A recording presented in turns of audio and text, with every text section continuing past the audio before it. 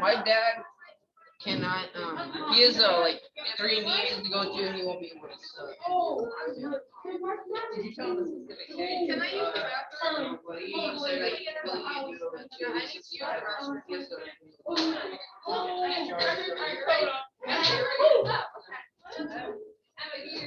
Here, right here.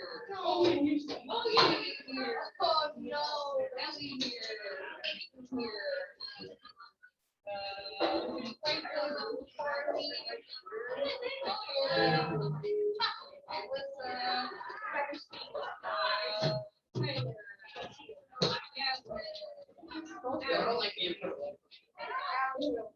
Vince is back here.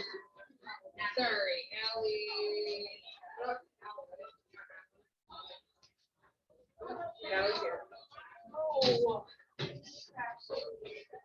don't think I've done it around.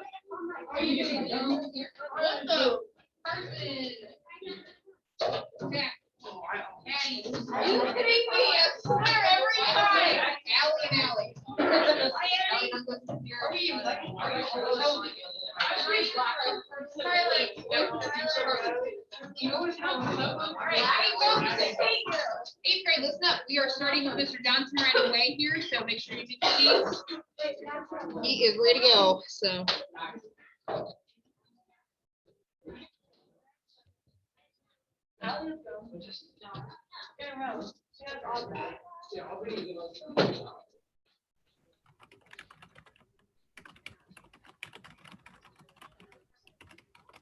Good morning.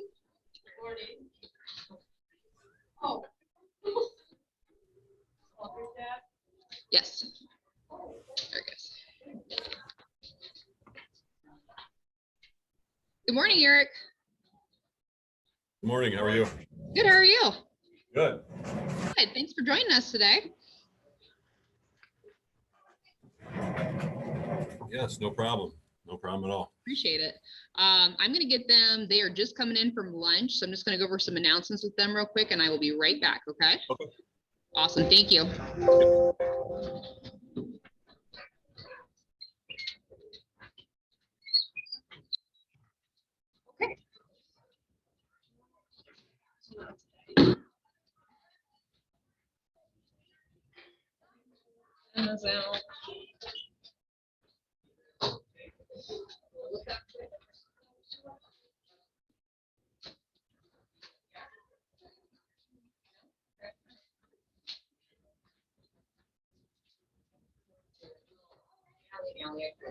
Sorry, that's okay.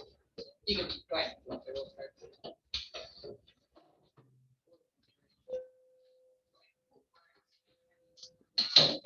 right, folks, we'll get you rolling for the next. We're going to do our goodies, our bills and stuff here after interview with Mr. Johnson today.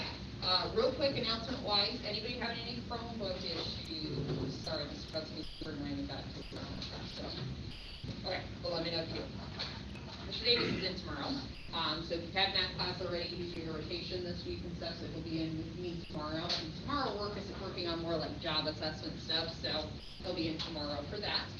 Spring break starts in 5 school days, folks, or not too far away. It is 4th quarter, so obviously a lot of things are happening this quarter and stuff, so make sure you're keeping things up on this one. And we will vote for March Novel Madness on Thursday, see who the champions are. So, anything for me before we get going tonight? You looking good? Fantastic. All right, sounds good. All right, guys. Well, this is Mr. Johnson. This is Aubrey's dad. So, and he is a customer service supervisor with DS Brown. I'm going to let him kind of give you a little background here and stuff, and maybe even talk a little bit about being a customer service supervisor, since that might be unfamiliar to some of them. But if you wanted to start with a little bit of background on your job, and we'll go from there. Okay. Good morning, everybody. Again, my name is Eric Johnson. I have been with DS Brown since late 90s. It's about 23 years. I'm currently the customer service supervisor.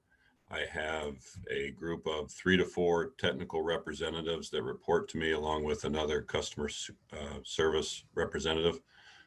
The tech reps, as we refer to them, they go out to job sites and install various products that DS Brown manufactures. So they travel across the country, internationally, to the Middle East, China, all over. On a daily basis, I deal with customers on our fabricated products. DS Brown's been around since the late 1800s. We manufacture bearings and joints for bridges. So when you go over a bridge, you might see a construction company by the name of E.S. Wagner or Kokosing, some of those big contractors. We are essentially a supplier or vendor for those contractors. So we're one of 100 people they deal with to manufacture a bridge from start to finish. Our yearly revenue is around 60 to 70 million dollars a year. We are owned by Gibraltar, which is out of Buffalo, New York, a public company. So we're one of various companies they own in their portfolio. I've been doing customer service for probably close to 10 years now. Previously with DS Brown, I was in the estimating department for probably 7-8 years. And I initially started as a tech rep myself, where I traveled around the US installing products at an early age, probably around 1920. And then I gradually moved to different departments and have moved up within the company as well. I'm trying to think what else. On a daily basis, we will get shop drawings released from engineering to operations. So, and those are on our fabricated products for expansion joints and bearings. Once those are released, I then contact customers to get kind of an idea on their schedule on site, what our production schedule is looking like, and see it if we can't, meet their needs or, schedule accordingly if it's sometimes products aren't needed for a year or two. So we kind of put jobs like that on the back burner and schedule accordingly. So, there's good and bad, in customer service. I mean, it's just like any other business, Walmart, Home Depot, whatever. You're going to have, customers that are understanding, and you're going to have customers that want their product and they want it regardless of any other responsibilities or other jobs you might have. So it's a juggling act, but majority of them are great to work with. But they have their schedule and their demands too. So sometimes you gotta go back within departments in DS Brown and say, okay, what can we do to meet this customer's demand? What can we move around and juggle things that way? But on a day-to-day basis, I'm strictly communicating with customers, with the guys I manage that are out on the road, as they're also an arm of customer service, because they're out there in the field being a direct representative of DS Brown and helping customers get their products installed. So that's kind of the breakdown of my career here, kind of the background of the company. And I forgot to say, we're located in North Baltimore, Ohio. I apologize. On the north end of North Baltimore, right near the high school, actually. Okay. Are any of you familiar with the company in North Baltimore? A couple of people are. So, okay, very cool. Yeah, that's awesome. So, can you tell them a little bit about what does a typical work day look like for you? I'm typically in the office anywhere between 6:30 to 7, and my job's pretty flexible. I mean, things with kids or other things, I can come and go, and but usually here till around 4, and sometimes answering emails or different things at home at night. But typically it's a 7 to 4 job throughout the year. Summertime's busier, because of the construction season. So, from the months of April through October, the northern half of the United States is going to have their construction season at that time. So you're going to be a lot busier. Now in the late fall, winter months, you're not going to have as much construction on the northern half of the United States. Southern, out west, kind of different because it's nicer weather. So the summer months can have longer days. Just depends on, how much revenue we're trying to get out in a particular month to meet corporate demands and that kind of thing. Okay, yeah, that's awesome. So, with your job being in customer service, obviously there's a lot of really fun things I bet you get to do and stuff, and probably some things that are a little bit challenging as well. Can you kind of speak to what are some of the things that you really look forward to in your job, and maybe what some of the challenges are? Some of the challenge, well, some of the good things is from time to time I will be able to go out to a job site if it's somewhat local. Last year I actually was able to travel to Missouri. Our tech reps were all booked, so I traveled down around the St. Louis area and assisted with installation on some products. So that was good to kind of get out of the office, break up the everyday schedule, and meet customers face to face that you may deal with over email or phone. One thing that changed a lot last year with COVID and the pandemic was the restriction of travel. Early on, we did not have our reps travel. They probably didn't start traveling till maybe May timeframe, and even then, it was select states because some states weren't letting you come in. Um, Actually, had a gentleman that traveled to Hawaii around May, June, and I mean, he had to have written authorization through the state. He could go to the job site and then he could get something to eat and then he had to get back in the hotel room. So, Huh. and going to Hawaii, he said it was like a ghost town. You know, there wasn't anybody there. So last year was definitely unique in that aspect. And along with that, we had started to institute Microsoft Teams.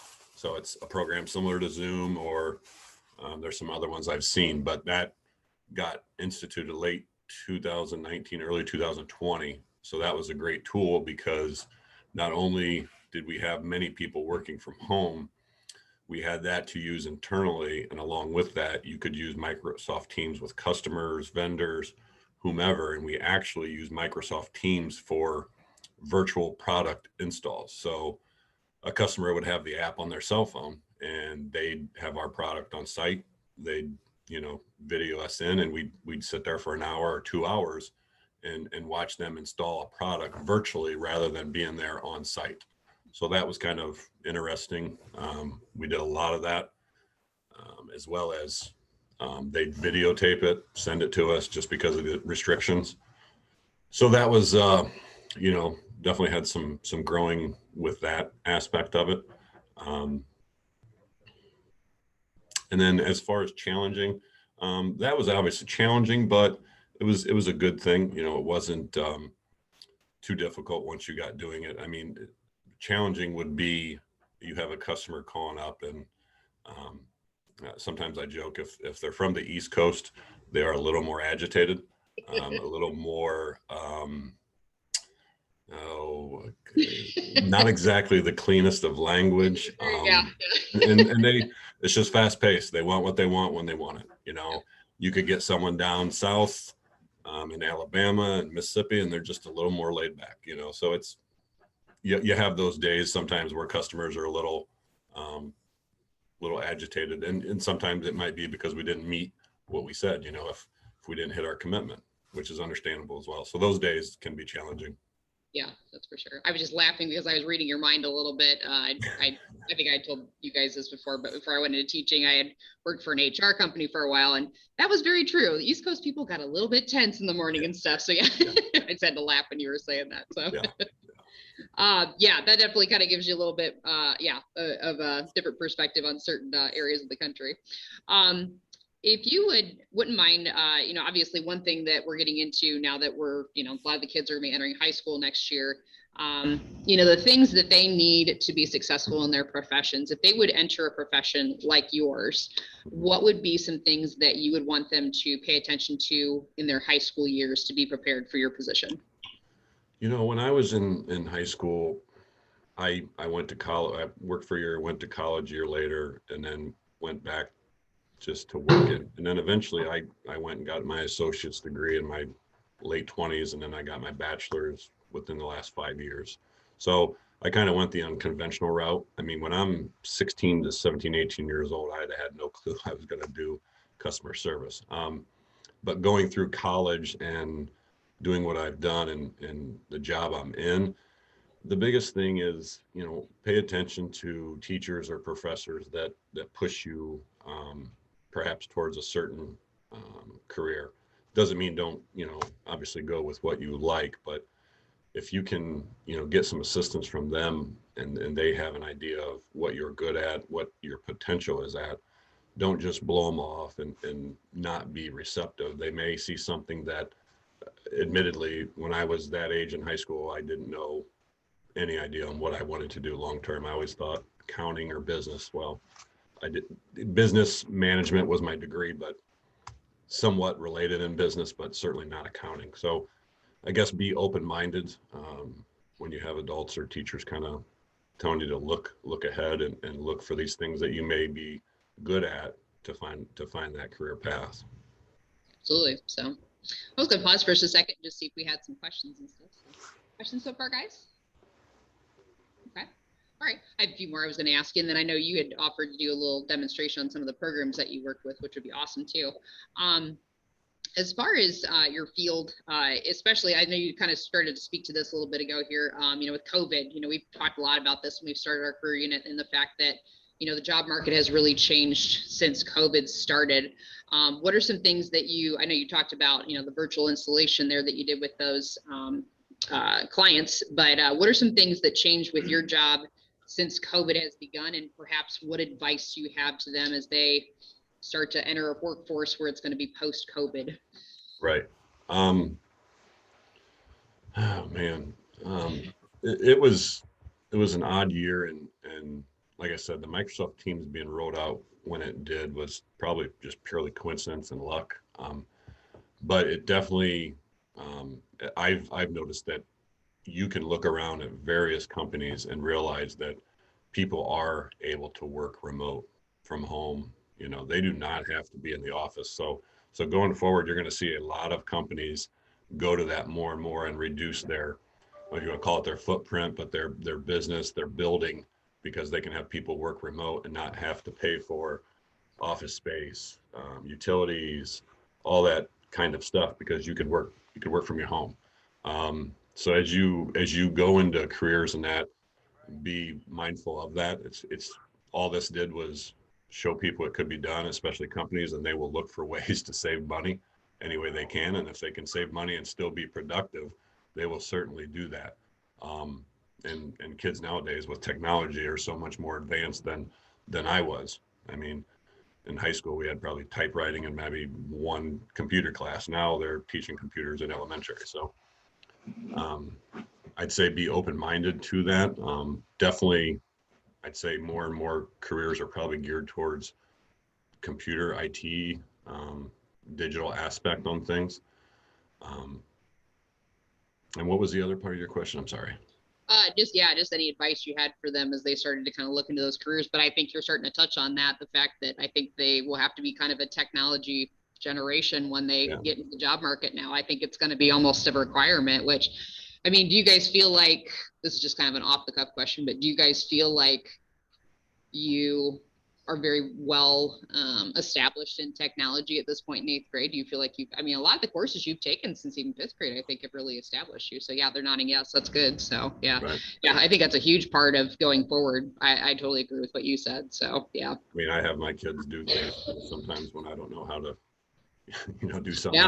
Yeah, absolutely. So, I mean, yeah, I definitely have asked them before too. I'm like, hey, how do you do these things? So yeah, that's definitely a good point there. So, one more question I wanted to ask before I had you kind of show some of those programs that you work with. Obviously, this is a little bit down the road, but since we're unable to do job shadowing this year with them due to COVID and stuff, are there some opportunities for them in the future to do internships or apprenticeships or anything like that, if they get into high school and want to look into this area, do you know of anything that would be helpful for them in that area? Yes, I actually have a nephew of mine that goes to UT in engineering, and he's been doing a lot of interns.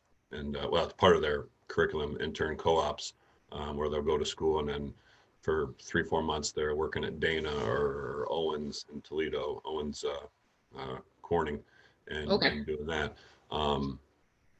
Probably within the last year or two, we've started doing more internships or co-ops. Previously we didn't, but I've noticed operations has brought in people in the engineering field from college to do an internship or a co-op for 2, 3, 4 months.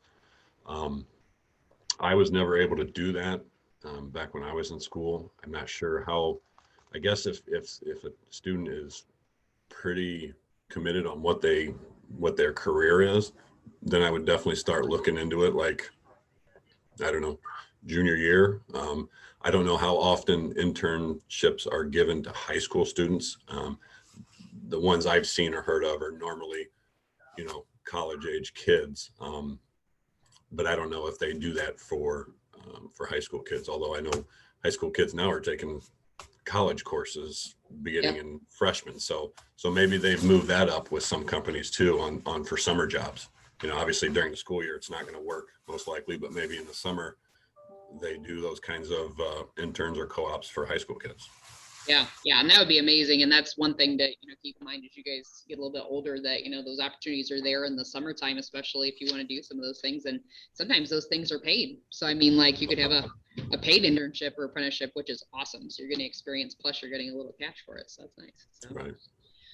Well, Eric, do you want to maybe just show the kids some of the tools that you work with online, some programs? I know you said that you had some different ones that you use. Maybe just a few minutes of showing them around a little bit. Yeah, let me see if I can get a couple of these over here. Okay. Share my screen. I might have to. Okay, should be able to do it now. So.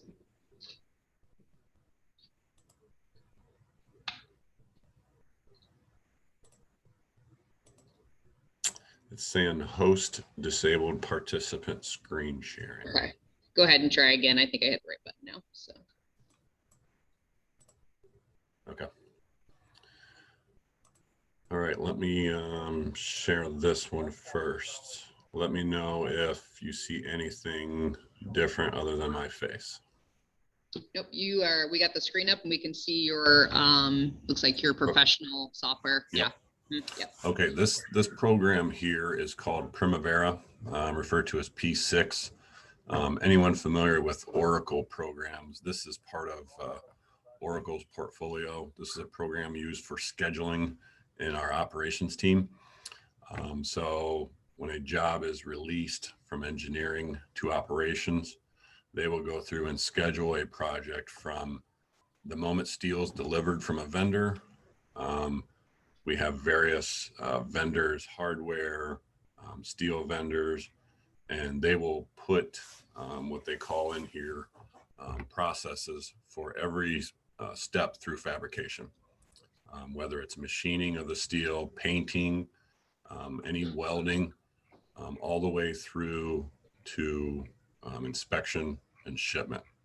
So you could have a job that's got maybe 10 lines, or you could have a job in here that's got 100 or 200 lines, just depending on the complexity and all the various processes. So this is a big scheduler they use, and it helps me because I can see when steel's coming, when we're projected to go through different processes.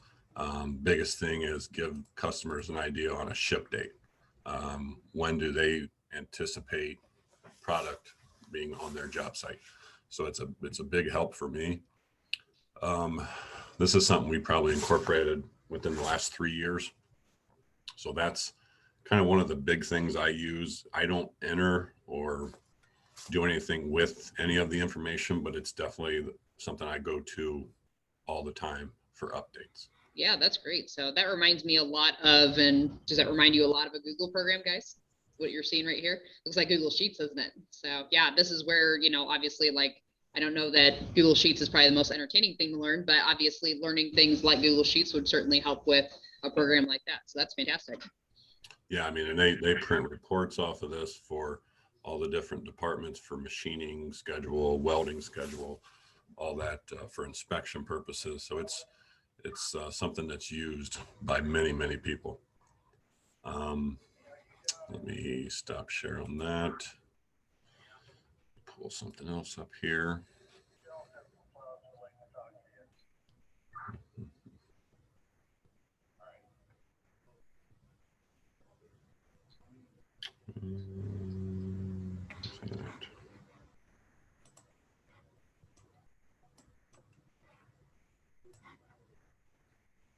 One second. Yep, no problem. While we're waiting on the next one to come up, did you think of some questions yet, guys? No. It's Monday.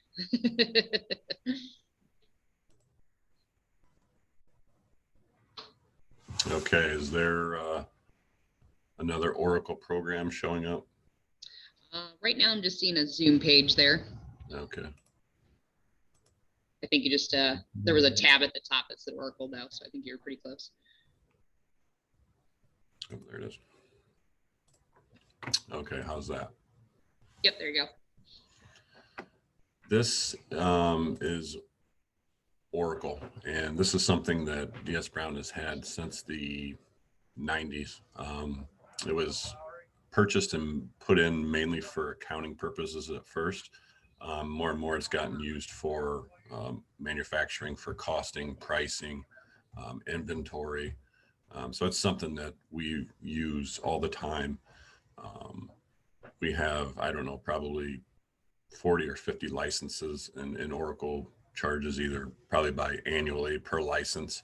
So it's something that we spend a good amount of money on.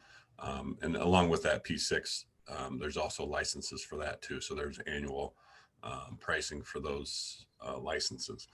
The biggest thing, like I say, that this is used for is a lot of accounting. And this is where our orders get entered. So when we get an order from a customer, when we get a executed purchase order, we will enter that into here, and it'll have the customer, all the products, pricing, shipping, all that information. And that's kind of the starting point for an order when we begin charging material or labor to a job.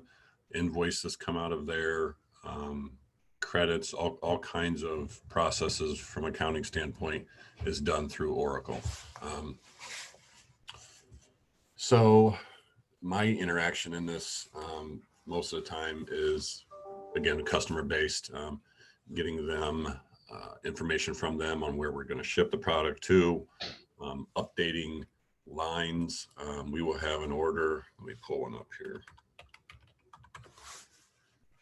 And they usually will have a request date and what our scheduled ship date is.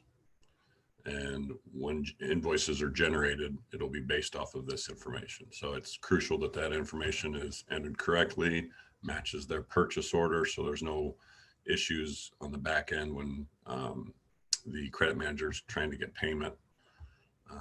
But I strictly deal with it in this aspect on updating lines, on shipping, shipping address, all that kind of information.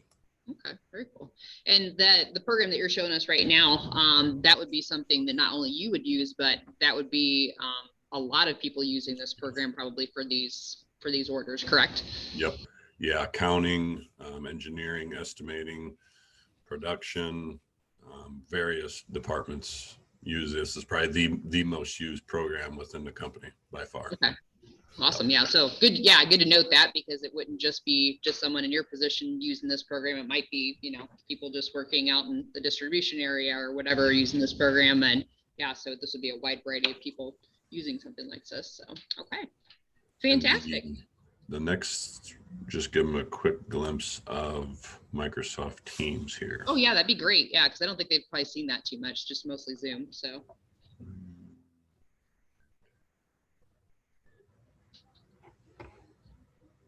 Any of you use Microsoft Teams at all?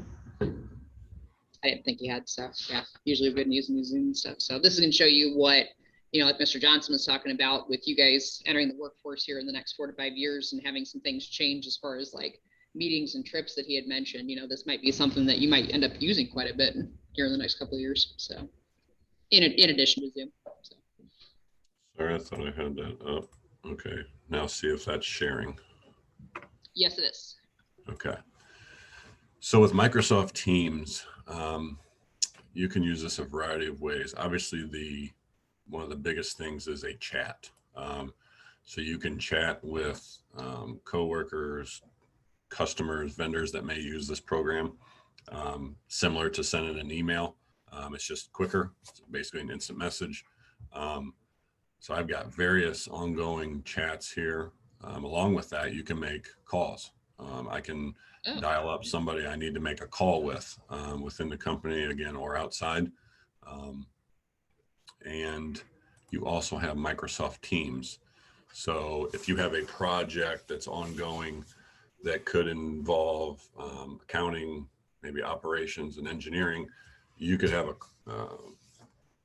Teams meeting with 3 people. You could have a meeting with 15 to 20 people. And so you could do that, you know, on a daily basis. You could do it weekly, once, and that's it. You can, and they have, and I've gotten to get more training on Microsoft Teams, as there's all kinds of other aspects to this that you can use and give deadlines on projects and tasks and all kinds of different aspects. So the biggest thing that I use on this is calls, chat, and Teams to some extent. But again, there's kind of a lot to this that I still don't have fully trained. I'm not very familiar with that program yet. I've just heard people have been using it quite a bit at work, and that's really cool that you can do all those different things within one app there to basically communicate with your teams there. So that's awesome. And this, like I said before, this getting rolled out first of last year was incredible, because otherwise, we'd have been struggling. It's amazing the things that, I mean, like, I had just heard of Zoom before we had, you know, the lockdown and stuff. It's amazing the things that have really changed our environment since then. So, So, well, we're running out of time, but any final questions for Mr. Johnson before he goes today? You think of? No? It's just Monday over here. So we really appreciate it, Mr. Johnson. Thanks so much. And it was really nice to see just some different aspects of your job and just some of the things that, hopefully some tools that the kids will be working with as well. And I just really appreciate your time today. So thank you. Yeah, no problem. Thank you for inviting me on. I appreciate it. Yeah. Take care. Have a good day. You too. Bye. Thanks. Bye.